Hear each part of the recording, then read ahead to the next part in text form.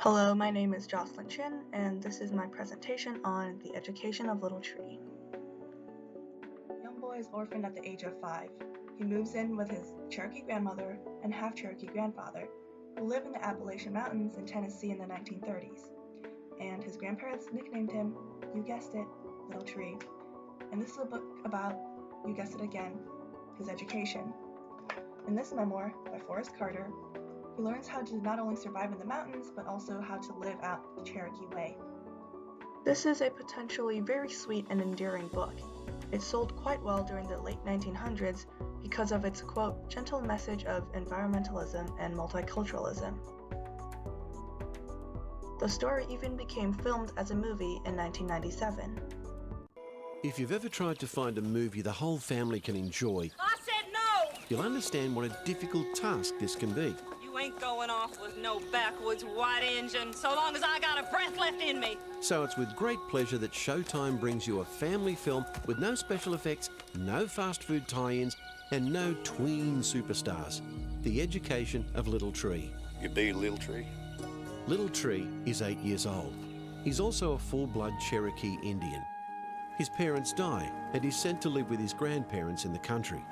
More specifically, white grandpa and Indian grandma, who see to homeschooling Little Tree. Falcon caught the slow bird, so the slow bird won't have no babies that are slow.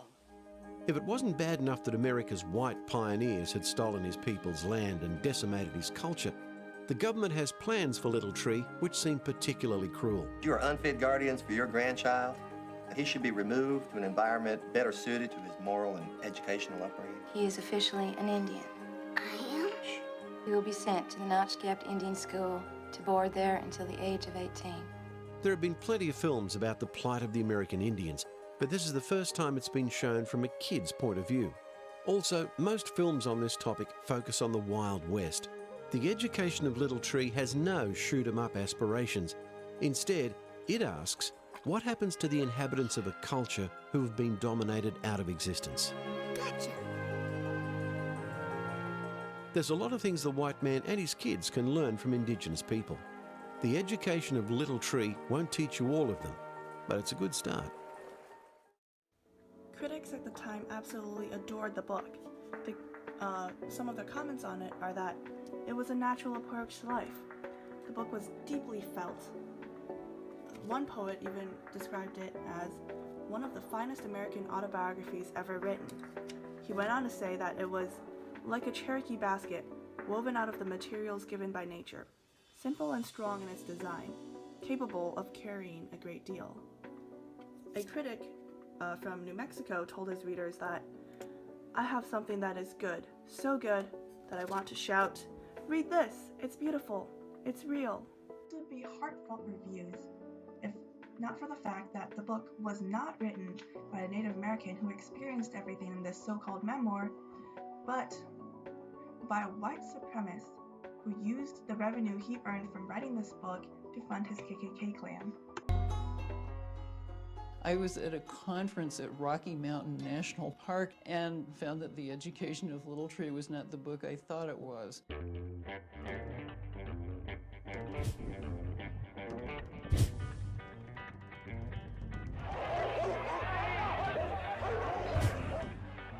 Right here in the state of Alabama, you had a legislature down there 3/4 colored. They voted by sticking their feet in the air.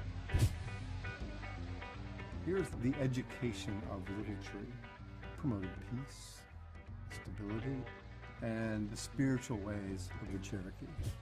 This is a white man's government, conceived by white men, maintained by white men. Turns out Forrest Carter doesn't really exist. This is Asa Carter, a man who's one of the most notorious racists in the state of Alabama. Negro can get away with anything in the school. I cannot believe that this is Forrest Carter. Forrest Carter was very, very smart. He knew what he was doing at every minute. He had this intuitive sense about the American public. You know how preposterous it is to say, oh, I think I'll go write a bestseller, because if it were that easy, everybody would do it.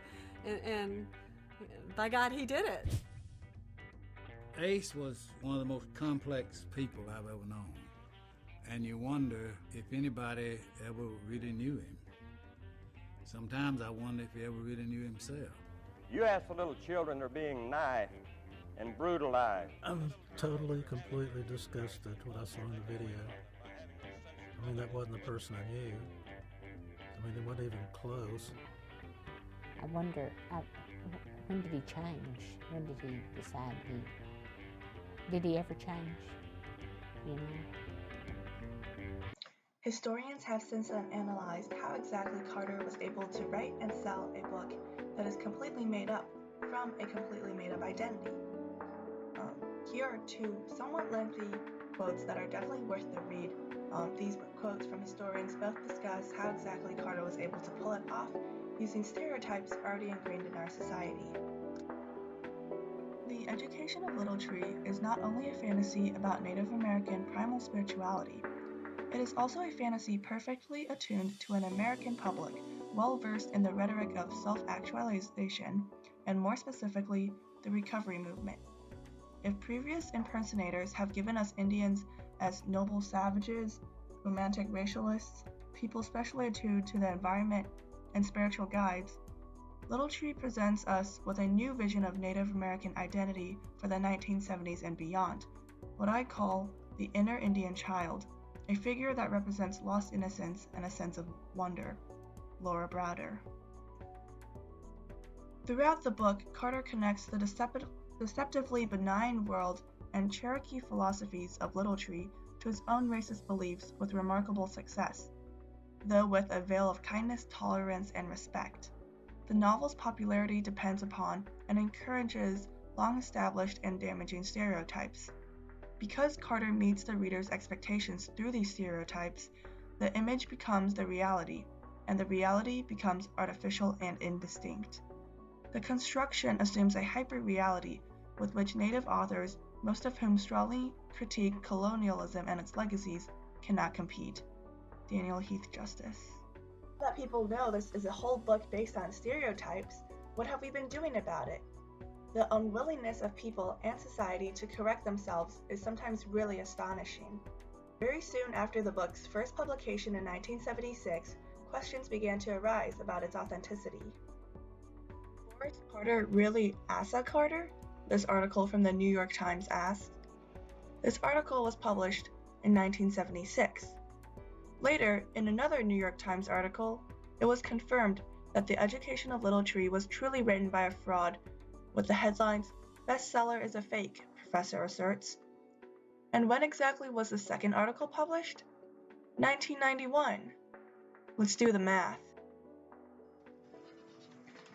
15.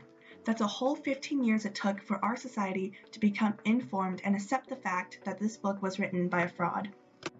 The unwillingness to own up has led this book to continue being sold and read and taught in many American classrooms even today. When I was in 8th grade, in 2015, my reading teacher told us that there were many valuable lessons to be learned from this book. Was she simply ignorant of the fact that the author is not who he claims to be? Or did she really think that the lessons taught in this book are lessons that we should use to educate ourselves on Native Americans? Don't judge a book by its cover. Turns out you can't even judge a book by the book itself.